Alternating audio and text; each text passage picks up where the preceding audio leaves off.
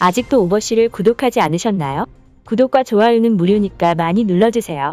지난해 4월 시제기를 선보인 국산 첫 전투기 KF-21 보라매가 7월 중순 첫 시험 비행을 예고하면서 일본 네티즌들의 이목을 집중시키고 있습니다. 한국 시간으로 지난 14일 한국항공우주산업 측은 현재 95%의 안전비행 항목 기준을 채운 보라매가 지상 활주 시험을 통해 나머지 5%를 채울 경우 7월 셋째 주에 최초 비행에 나설 수 있을 것이라고 밝혔습니다. 실제로 보라매는 이번 초도 비행을 시작으로 향후 4년간 약 2200여 회 비행에 나설 예정이고, 이어지는 비행 시험을 통해 고도와 비행거리, 이륙 중량 등을 점차 늘려나갈 것으로 보입니다. 아마도 많은 분들이 잘 알고 계시겠지만 2026년 KF-21의 개발이 완료될 시 우리나라는 세계에서 8번째로 4.5세대 이상 첨단 초음속 전투기를 보유한 국가가 될 수 있고, 해당 사업에만 700여 개의 국내 기업들이 참가하고 있어 보라매 사업은 국방력 증강뿐만 아니라 5조 9천억 원의 부가가치를 창출할 수 있는 사업이라고 볼 수 있습니다.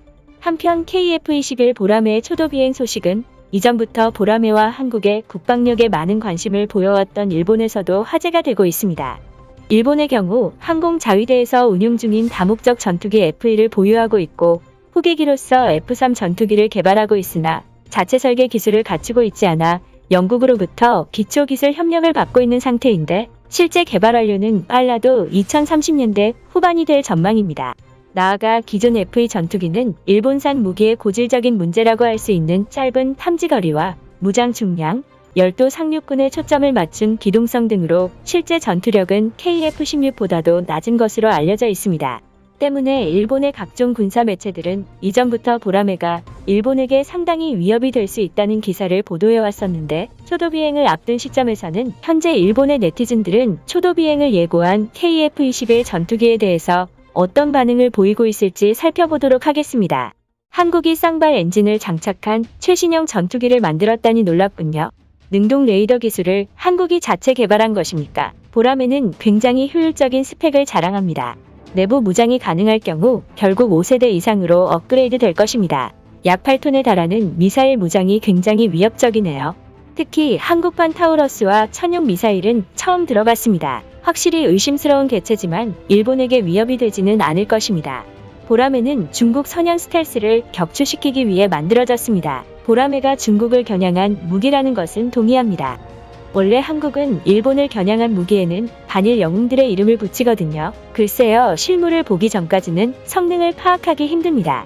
실제로 이 모델은 인도네시아판 F-35 전투기라는 소문이 있습니다.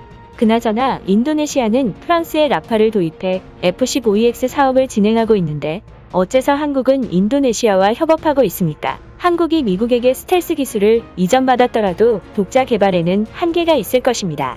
초도 비행까지는 최소 5년이 더 필요하겠죠. 젠장 한국보다 먼저 F-3 전투기를 만들지 못했습니다. 심지어 F-3 엔진을 개발하는데 15년의 시간이 더 필요합니다. 한국이 초도 비행을 시작할 때 6세대 전투기를 만들겠다던 방위성은 무엇을 하고 있습니까? 센서 시스템의 공동 연구도 끝내지 못했군요. 한반도에서 전쟁이 발생할 경우 이런 무기가 등장한다고 생각하니 끔찍합니다. 왜 남북은 대량 살상 무기만 원하는 것일까요? 나는 이 전투기의 전파 소재와 탄소 섬유를 분해해보고 싶습니다. 가능하다면 최고급 일본 엔진을 이용해 협업을 유도해 주십시오. 한국에는 보라색 독수리가 없는데 또 거짓말을 하고 있군요.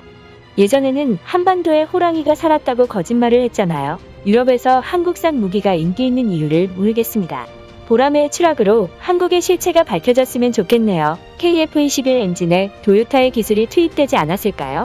한국은 예전부터 렉서스와 다이하츠에 열광했잖아요. 한국산 스텔스기 사업은 아직까지 일본에게 뒤처져 있습니다.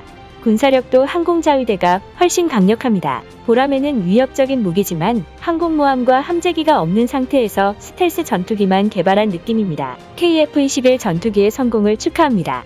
T-50 골든이글부터 한국이 자체 제작을 위해 힘쓰는 모습이 보입니다. 등의 다양한 반응이 이어지고 있는 상황입니다. 일본의 네티즌들은 KF-21 보라매의 전투력을 칭찬하기도 했고, 여전히 한국산 무기를 시기하고 질투하는 듯한 반응을 보이기도 했습니다. 결과적으로 이번 비행시험이 성공적으로 끝날 경우 KF-21은 미세한 오류까지 잡아내 성능의 극대화를 이룰 것으로 보이고, 향후 2032년까지 우리 군은 총 120대의 노후 전투기를 KF-21로 대체의 장거리 공대지 미사일을 탑재할 전망입니다. 덧붙여 보라매의 탄생은 6해공 3군 중 장비의 국산화율이 가장 낮은 군종으로 평가받았던 공군의 인력과 기술적 성장을 이끌어낼 수 있는 만큼 이번 초도 비행이 성공적으로 끝나길 바라고 대한민국의 국방력이 더욱 강해지길 기원합니다. 대한민국 파이팅! 유튜브에 없는 당신의 궁금증 오버씨가 해결해드리겠습니다. 구독과 좋아요는 평생 무료입니다.